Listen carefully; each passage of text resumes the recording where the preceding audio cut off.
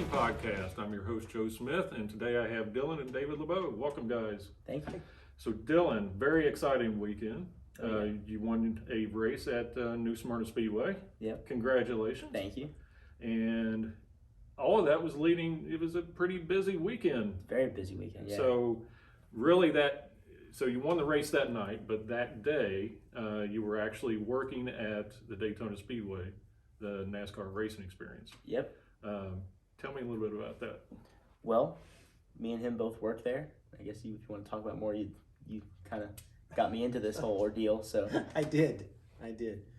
Well, I've been with the Petty experience, and NASCAR racing experience bought us out about 5 years ago. I've been with them for about 14 years and doing driving, also doing instruction, working pit road. And my main job now is basically mechanical, keeping everything running. I was able to bring Dylan in on driving, and it kind of worked great for the both of us because he gets a lot of track time, and that I think helps him on his short track racing. Sure. He's a great ride driver. He went through all the training, and I trained him just like he was. I didn't, he wasn't my son. I made sure he hit all the safety margins he needed to hit. Just like anybody else. Absolutely. And if he moved on to having him doing ride driving. He also works pit road. So he's been a great asset. So it's nice to have him there. And I think it actually helps us work together at the racetrack also, because he's able to tell me what he feels in the race car. But one of the main things is keeping him in a race car constantly. The more he's in the car, the better he's going to be. Sure. So when he was able to do that this weekend and then go to New Smyrna and drive Biscuit, he pulled it off. But we definitely had our challenges. You want to talk about the challenges this weekend? Well, first practice we went out and the car just didn't handle that great. We made a couple changes with mostly just tires, and then went back out again second practice, and it was doing some weird stuff with the right front, and you found out that our shock was leaking. So right. We had a shock that was leaking down, and the interesting thing about Dylan and I is we kind of share that car, the 16 car, so a Biscuit. So we can relate to what the car is doing much quicker than a driver and mechanic type situation, driver and crew chief type situation. Because I drove it a few weeks ago or whatever. Yeah, a couple months ago. So I know the car very well. So when he relates to me what he's feeling, I kind of have my own ideas. So, but this was a pretty easy. We noticed right away the shock was leaking all over the control arm. So we had to scramble. We didn't have a spare shock. So we had to get pretty creative. We had to get creative very quickly. And we had some help with our neighbor, Curtis Big Robinson. Thank you to Curtis Robinson if you're watching this. Huge thank you to him. He was able to loan us a shock.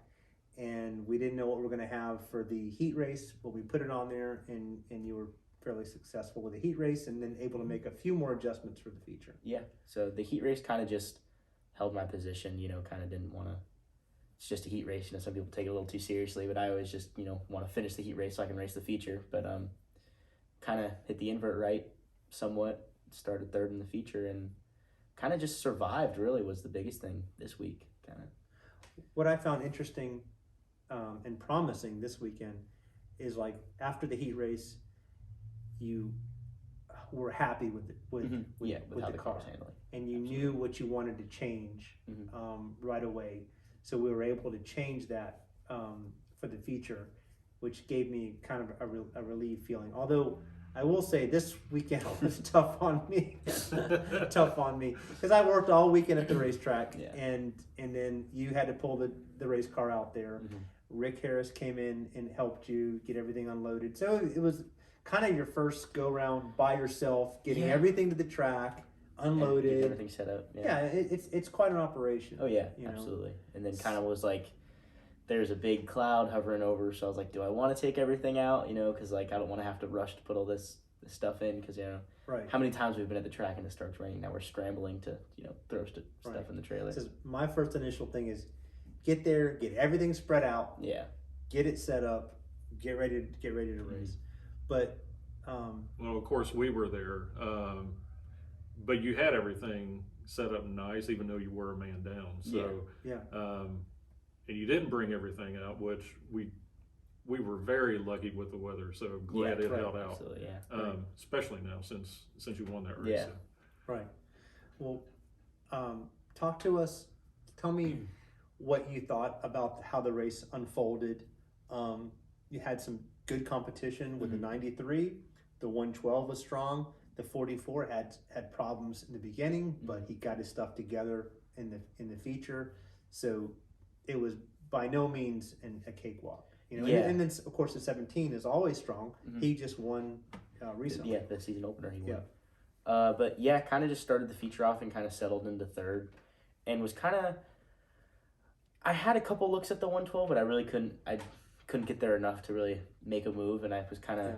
You were being awful nice to him. I'll give you credit. I was being nice. I'll give you credit. You were very, very accommodating to him because they shut the door on you a few times, and I thought to myself, I don't know if Dad would do that. Yeah, I'd probably move him up a little bit.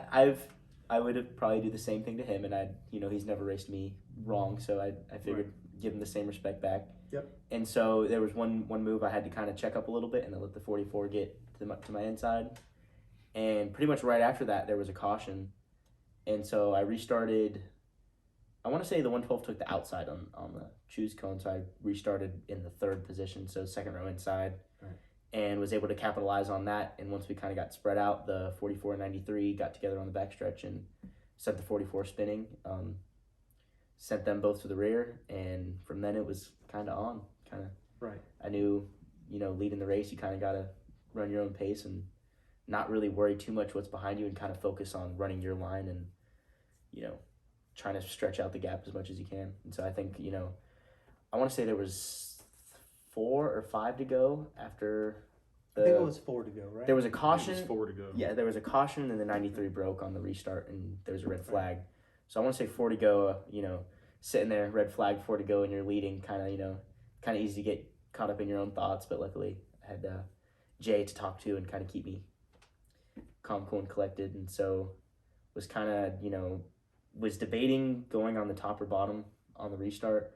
I went bottom the first time and got a pretty good start, but I knew the 112 would be ready for it. Right. So chose top this time, and it worked out for the best. Yeah. When I raced the 112 in the season opener, or what Red was Eye. it, Governor Red Eye?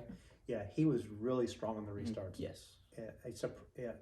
I was surprised how well he was able to restart.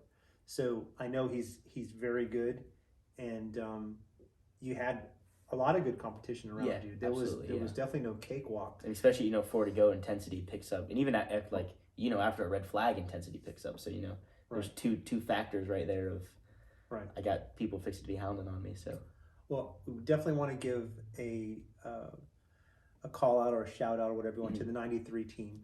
They did a great job. I don't think if the caution would have come out, anybody would have caught them. He was in his own time zone for sure. They came out with just fast out of the gate. Really. Yeah, they came out with a good car. They were prepared, and the car looked great. It sucks that they got whatever happened with that deal, but we've been in the same situation ourselves, and we know what it feels like. So we hope they get their stuff back together and get back out, because Mark's a good friend, and they definitely need a good run. Yeah. But that being said, you still gotta finish the race. Yeah. So you told me when I started racing to finish first. First you must finish. First you must finish. So good saying. Yeah, absolutely. You did everything you're supposed to do. You kept your nose clean. Didn't get caught up in their stuff. Yeah. And was in the position to win that race. And so I asked you a couple days ago, when did you feel like you had it? And it was interesting to hear your comments versus what Joe had to say and what other folks had to say when they thought, because in my personal opinion, you were going to be either on the podium or crash. that's how that race was going to pan out to me.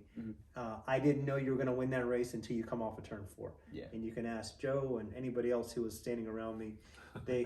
I was in extreme stress. He was about to have a heart attack. Yeah. So you did a great job, and you know, it's always rewarding to race clean. Absolutely. And you can hold your head up high at the end of the night, and I think that means more than whatever the finish you may have. I've always raced where if I didn't have the car that could do it, I followed the car that could do it. Absolutely. And then I worked on my stuff. And that's why I really didn't push the issue with the 112, because I really didn't have that much of a better car than he did. You know, he would kind of beat me going in, and center off, I thought I might have been a little bit better, vice versa. Either way, you know, it was kind of cat and mouse almost. He would pull me a little bit, and I'd reel him back in. Then he'd pull me a little bit, and so it was kind of. I was having fun. I know it probably looked like annoying to you guys, but I had fun. It was painful to us. Yeah, I had. I kind of had fun racing him like that because it was kind of like it was hard to pass him. He didn't just lay over and give it to me. But that makes it so much nicer at the end of the race that you can go over and shake the man's hand. Yeah, absolutely. And say, hey, you know, maybe he didn't come out ahead, or we didn't come out ahead that night, or you did, and you just fix your stuff and work on it, make it a little bit better for next time. That's what racing to me is about. And it's too darn expensive to be repairing these race cars. Yeah, and so to go out there and race clean with somebody is always fun. Yeah. Well, it was definitely a crazy race. Several cautions. So when there are cautions, or if you guys are red flagged and you're just sitting there, what goes through your head? Does it play mind games It used a little to bit? really bad, but I've gotten a lot better at it now. And another thing that has really helped is now we have the choose cone. So now under caution, all I'm thinking about is which lane am I going to choose, you know? Sure. So that kind of helps with caution. And then under the red flag, me and Jay just kind of we were talking about what we thought with the 4493 incident, and just talking really, kind of keeping my mind on other stuff than. Well, and I was actually able, thanks to David let me borrow his headset for the race. So that was my first time actually hearing Jay, your spotter. I think he does a great job as a spotter. Yeah, absolutely. He does. I'm going to call him Mr. Smooth from now on because he is so calm. And does that help you? I mean, yes, because there's no way you could have somebody get that excited. This guy over here, he kind of gets excited. I'm not allowed on the radio any longer. I'm not allowed to talk to. I'll let you finish your thought. But when I'm with anybody else, it's very easy to do. Yeah. But for some reason, with your kid, it's just not that. It's just you're not too the same. emotionally involved. I hear the tension in his voice, and it makes me tense. I think something's about to happen where you can't drive like that. So, or I can't. I know there's probably some people. You would think I could separate myself from it, but I just can't. I just can't. So that's why I was willing to just stay off the radio and let Jay and Dylan do their work, because they know what to do. Yeah. Jay spotted for me. We've won races together. I know what his deal is. Dylan and I have a little different deal. He doesn't like Jay to talk too much. Jay can't tell me enough. He can talk the whole time. I can take it in and use what I need, and then just delete what I don't. But they have a great relationship, and they discuss it before the race. They have a strategy. So he doesn't need his dad in there bugging him. All I need to know, does he need a tire change? Does he need a spring rubber? Does he need a sway bar adjustment? That's all I need to know, because that's my job at that point. Right. It's his job to do the driving. It's Jay's job to keep him safe. And so we all kind of have our thing. So I kind of realize where my place is. So that's fine. I've done what I need to do. I've taught him. Now it's up to him. He knows what he wants, and he knows what he needs. So you can finish your thought, but Jay does an awesome job. I mean, he's a fantastic spotter. He does. I told him that night that he does a great job, and he's like, yeah. He said, he said it's really hard for me sometimes though. to hold back. Yeah. Right. He says, because I generally want to, Yeah. react. He Right. says, but I can't, Yeah. because he has to stay calm. Right. So great job. If Jay's upset, it's going to upset him. Yeah. If I'm upset, it's going to upset him. So there's no need to do that to the driver. Just let the driver do his job, and I recognize that, and so that's why I gave you my radio. I said, I don't need to hear it. You tell me if he needs a tire. I'll look up at you and say, he's coming for a tire, and I'll know. I'll be watching the race, so I'll know what he needs. But that's very important, and that goes a long way with competition. Is having the right person up there, not yelling at you, giving you the right information at the right time. Yeah. And so luckily that all worked for us this weekend, last weekend. Yep. But what were you going to say about? Well, like there's some videos of you in the right seat, and you're just talking to him I'm and your calm. life's in danger. I'm But calm. when I'm you're an not ice in the cube. car, yeah. I've been with Petty for 14 kind of back years. on the petty. I've been with Petty for kinda 14 years. guy. We started lead follow, where I was driving the car in front of them, and they would follow us around, and we would progressively make our speed higher and higher, and that was fun. That was great. Towards the end, they said, "Hey, you guys are going to be riding in the right seat with these students, and we're gonna put you in there, and you're gonna have a throttle control and a brake, and it's gonna be much easier and much slower and blah blah blah." It wasn't. It was. We got so good at the right seat, we were faster than when we used to pull them, because we knew the mistakes they were going to make before they even made them, because they all made the same mistakes. So right before they want to go left and you want them to go right, you would correct them. And it was like swimming with sharks, because you got so comfortable and you didn't ever think that something was going to happen. I actually enjoyed the right seating. I did not mind it at all. I could get in there and I could ride with anybody, and I could teach them, and it was so rewarding at the end of the run when they got done and they pulled their helmet off and look over at you, and you just created fire for them, because they got to do something that they thought they could never ever do in their life. And they went around Daytona at maybe 150, 160, maybe even 170 miles an hour.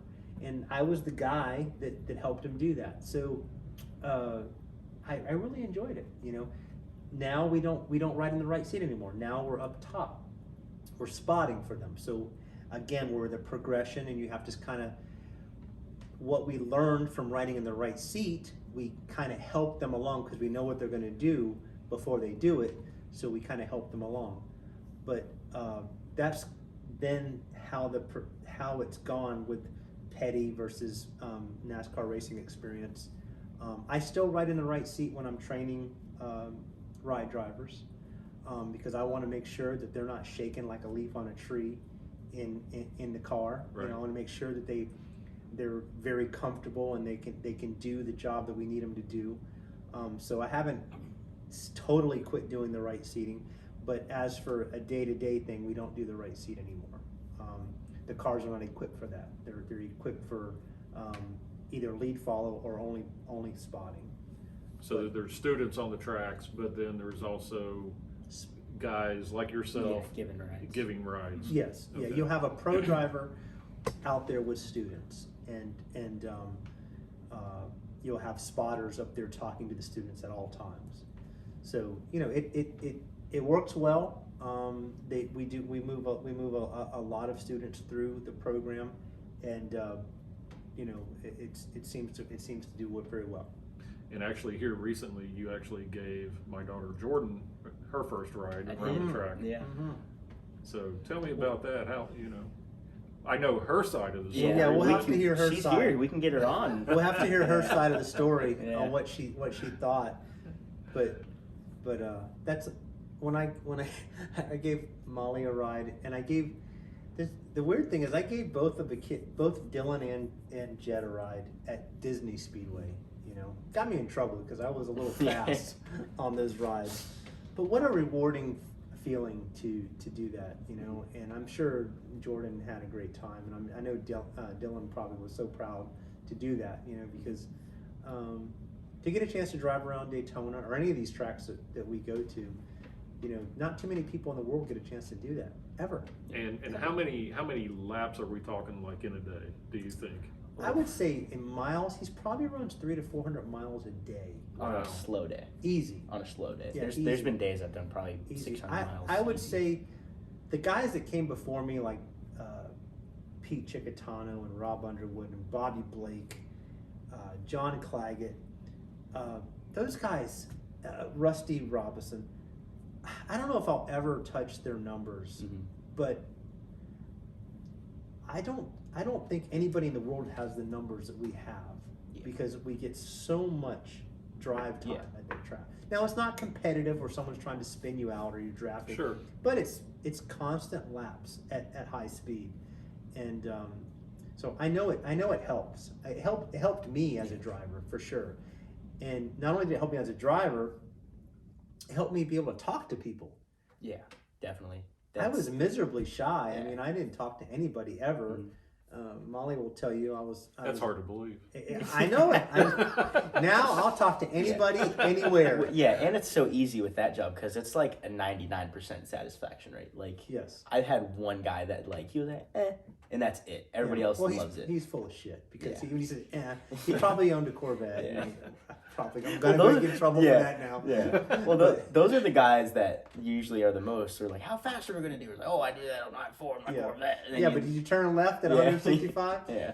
But yeah, so you're gonna have a few people you can't impress, but Yeah. but good. I only had one. I only had one that I didn't impress. You know, I don't know if I had any that. Hopefully If you don't he want. would have said that, I would say get back in, Yeah. get back in this car. What did he want to do? Scare him to death? I don't know, but I don't know what he expected me to do, like drift or something. Yeah, I don't so know. we're gonna get in trouble about the Corvette people. Listen, Yeah. I love Corvettes too. Okay, We're not- we're not talking bad about Corvettes. Yeah. I'm just saying the pattern. Yes. So. It's not always a Corvette either. Dodge what? people are pretty bad. What? The people with Challengers, not What? trucks. Give me a break. So, you know, like this past Saturday, you were on the track at Daytona giving rides. Well, I was doing a little bit of everything on Saturday. I probably jumped out of the car 6 times, Yes. and in and out of the car. I had working him pit road. testing. Yeah. I was working on a couple cars and he was testing for me and giving rides and then doing some buckling. And that's one of the basis to the company is like they want you to start and know how to do every job. It's not just driving. Sure. You know, the core people can do pretty much whatever they need them to do. And Dylan's able to work pit road, buckle. I'm sure instruct if they need them to instruct. I go up there and instruct all the time.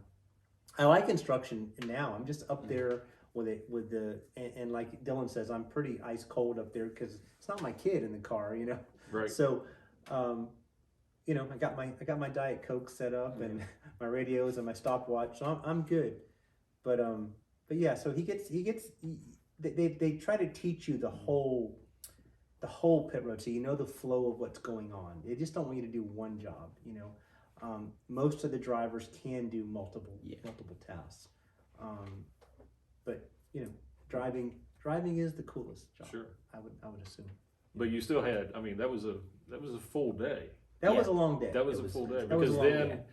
you were absent, so you and Rick take the trailer out, you get set up, and then you're running. I mean, you're running that night, So and you it was ended up that day was pretty nonstop. and you ended up winning the race. So, and it was due.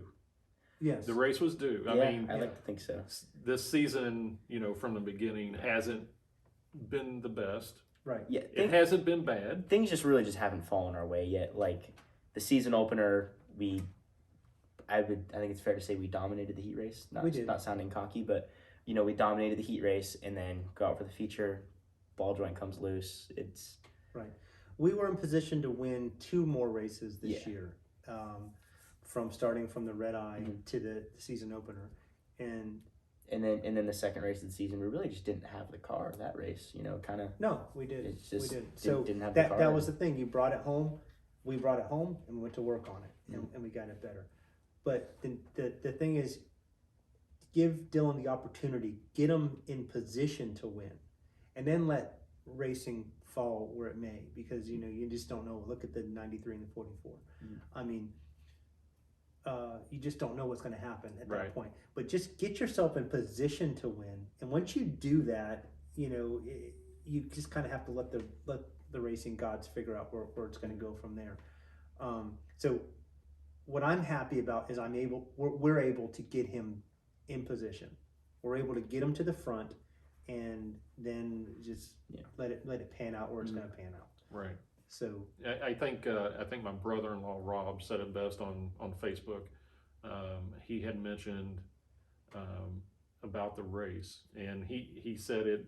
Judging from the video, from somebody on the outside looking in, you ran a really good race. You had the patience. You let the race come to you towards the end. Yeah, rather than try to force anything. Yeah, and when everybody else had the mishaps. Yeah. And it came out to your favor. So yeah. I think the experience is starting to surface a little bit. He's not having to rush it, and he realizes that if he doesn't win or podium this race, it's a good point. It's a good points night. We brought our car home in one piece. We didn't have a bunch of damage, and we can discuss what we need to change for the next race. Right. And so that's a constant thing that goes on with us, is we're just constantly working on trying to make the car better or truck better, whatever we're running. It's easier to make changes without damage, for sure. So absolutely. So if you can, you have to go back to square one, and when you tear something up, you've got to get it all back together, line it all back up, make sure all your front end's set, make sure all your scale numbers are set. So it's a lot of work when you already, especially when it's just me and you. When you already have something, and we have a long week of work. Yeah. Both of us, you're school, I'm at work. So, the picture we posted on Facebook was us in the rain getting the car, getting that thing ready. I mean, it was raining like cats and dogs, and we were tired. Yeah. And and I told this to Dylan. I said, "This is why we win. This is why we do well. Because most folks would just say, something, screw it. We'll do it at the track." And I said, we didn't. We got the car out. We got everything situated. We got it, and we worked on it. So when we got to the track, he knew what he had. There was no guessing. He didn't have to run around and chase and do this and do that and do the stuff we should have did at the shop. It was done. So all he had to do is go out there and race. We were able to locate the problem right away, and then diagnose it and make changes for it. If we didn't do that, we would have had that plus we didn't know what else we had to work on. So commitment, doing it when you don't really want to, when you're tired, that's what it takes. It takes racing takes everything. Simple as that. It takes everything you got. And if you don't give it everything you got, you're not going to run good. And sometimes you can give it everything you got and still not run good. And you just have to keep making changes. But that's what I've noticed in my many years of racing. It takes everything. It's pretty simple. So this is the number 16 that we're talking about. This is Biscuit. This is Seabiscuit. We named her Seabiscuit because Biscuit came to us after the '88 Champ got crashed. So long story short, I got in a wreck with '88. That car was pretty much on a rail. So ended up getting wrecked, and we needed a car quickly. A friend of ours had this car for sale. He really wasn't pushing hard to get it up to speed. Would you agree with that? Is that a safe assumption? And we got it. I seen a lot of potential in the car. A lot of potential. It was a good car. I think it was a Johnny Gamble car. When Johnny Gamble built a lot of good, fast race cars. And we took it, and like most of our cars, we just give them love. We just start taking care of them, going through them, getting them better. And a lot of folks kind of give up on them and say, hey, we need a new car. Hey, we need a new clip. Hey, we need a new this. And when it started out, I was driving it, and Dylan bought his truck, and he didn't have a lot of truck races lined up, and I said, you know something? There's no sense in me driving this thing. Let me put Dylan in this. Many more races, going to give him many more laps. Well, him and Biscuit clicked up. We call it Seabiscuit because of the movie. You know, the car just, the horse wanted to run. The horse wanted to be competitive. And I think that's what it needed. It needed someone to love it and to just massage on it and make it better. Give it the parts it needed. Give it a chance. Give it a fighting chance. And it did, and man, did it. Dylan shined with Well, it. it had some downs too. You know, we kind of struggled a little bit at first with it. Well, we crashed. Well, no, I got a podium before we crashed. Yes, I got the podium. Yeah, crashed it, struggled some more. Yeah, we had to. And then finally, it just all came together. And Biscuit is kind of where she is today. Right, and we kind of took some old school setup versus some new school setup and mixed them together, and that's where Biscuit is. And we're not going to tell our setups on the podcast, but we have a little mixture of both, and it works for us. It may not work for anybody else, but it works for us, and so we love this car. I mean, I don't think Dylan said to me, I'm keeping this car forever in quotations. It's just been a great car. Yeah. He learned on it, made his laps, made his podiums, got his win. So this car is like part of us, just like Champ is part of me. I can't get rid of Champ. I don't have time to work on it as much as I would like to, but that's a great car. When I get in that car, I know I'm going to do good because it just fits me, and I think that's where Biscuit is with him. It fits him. Well, I think Biscuit would probably be sentimental to both of you. Yeah, absolutely. I noticed after the race, you walked by the car and you kind of patted it. Yeah. So and I talked to her too. Yeah. We name all of our cars. They're all named. They're all like horses to us or whatever. They're family to us. Well, and they have personality. They do. They do. And they get pissed off when you work on one and not the other one. They get angry. They want to be worked on. They want to be, and when you do that, they do well. It just works out that way. And then speaking of your other cars, I mean, you have the truck. Which you have a race coming up this weekend with the truck. Yep, it's actually the first points race for the truck this year. Kind of speed weeks didn't go our way too well, but just kind of unknown where we're gonna stack up with it really. So kind of just I'm excited to get out and see where we stack up. Like what do you guys say on that? The trucks, are a different animal for us. They're not as quite as adjustable as the modifieds are. Got a lot of good competition in the trucks. A lot of good teams. A lot of money focused on those trucks. Yeah. So, we've really got to step our game up. It's hard to run one division good. It's really hard to run 2 or 3 divisions good. Sure. But we're trying. We're doing our best. And so, especially when you have 2 different style race cars, you have a fully adjustable modified versus a very limited adjustment on a truck. So and then of course the Sportsman is not far behind. So not that we're complaining, it's just that it's a lot. It's a lot. So we could easily take Biscuit out of the trailer right now and completely go through that and work on 3 or 4 days of just turnaround.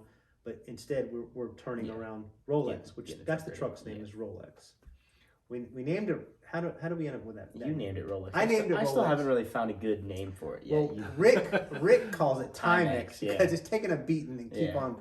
But I named it Rolex because one of our sponsors is Daytona Estate Jewelry, and we love Derek and Ann Ames, and they have cool Rolexes, and Rolex just looked really awesome to me when we got that truck. It had everything was just nice. So I thought it looked like a Rolex to me. It's definitely worth a Rolex. It would cost. You could get a Rolex for that. What the cost for that, but yeah. So I named it Rolex, and that's kind of stuck. Rolex Timex is kind of stuck with it. So that's where that's where it's going to be. Okay. Well, good luck on your upcoming race. Thank you. With Rolex. Yeah, I just want to see where we stack up. Really, I don't really have any expectations. Do you? Well, I know you, and Well, I want to run I good. know but where you're gonna. I know what you're gonna do, and you're gonna rod bolt check that thing every lap. So I'm gonna do the best. Yeah. You know, we're gonna give it a good setup underneath of it, and good tires, and and truck races the past 2 or 3 weeks at Citrus and Auburndale have not been the prettiest. So I haven't seen any of them. They have been heard, rough. I heard they've Yeah, been a little rough. they've been but pretty rough. So if they come to the big track and be rough, they're gonna Yeah. be tearing up. They're gonna be down for a while because it's not like the little Yeah. tracks, you know. But we went to the little tracks and we got our butt tore up. yeah, a few we times. struggled. Yeah, we did not. Just like everything, we did kind of everything wrong. Had the wrong gear, wrong Right. setup, wrong. Right. So Well, you know, I learned a bunch going to those short tracks. Mhm. I think if we went back again, we'd be in a much better We'll be position. better. Yeah. we'll be better. But I think going to those little tracks, we thought that. Oh, I shouldn't say you. I thought that these are just little short tracks. Put a bunch of gear in it and just make it happen. Those competitors have those cars dialed Yeah, in. absolutely. Dialed. I mean, they are. I was impressed, and a little. When I went back to the trailer, I was like, "Damn, we got to step our game up." Yeah. At both tracks. Mhm. Now we were great at Showtime. Yes. I really liked I do like Showtime. Showtime. I think because of the roughness of the track, Yeah. kind of was an equalizer. And a lot of trucks don't go there maybe as much. But yeah, I'd Auburndale like and to see Citrus. another truck race there. I would sometime in the too. future, yeah. I would too. But Auburndale and Citrus, I was really impressed with the competition level there. Mhm. They were, you guys and gals were all close together in speed, and then qualifying comes out and bam, Yeah. they put another 3/10 on us. We're like, Yeah. where the frick did that come from? You Yeah. know. So yeah, we've got to work on that Mhm. portion of our program. But overall, we're always solid. Yeah. We always run solid. So that's the main thing. So just to conclude, good luck next week on the truck race. Thank you. And congratulations on this past Saturday's race. See you have the Brought trophy some here with you. Hardware. Yeah. So I guess from there we will conclude this one. Yeah. So We're on our checkered flag, our white flag. checkered flag. We're on a checkered flag Yeah. lap. All right, Yeah. gonna run that checkered. Run in the here. checker. Don't want to forget the checkered flag. But yeah, so for everybody listening and watching, don't forget to go to the LeBeau Racing Facebook page and the Facebook page for fans of Dylan LeBeau. There you will also see the links to the YouTube and Podbean for this podcast. So keep coming back, like, and subscribe, and we'll check you guys later. Race See them you. hard, race them clean.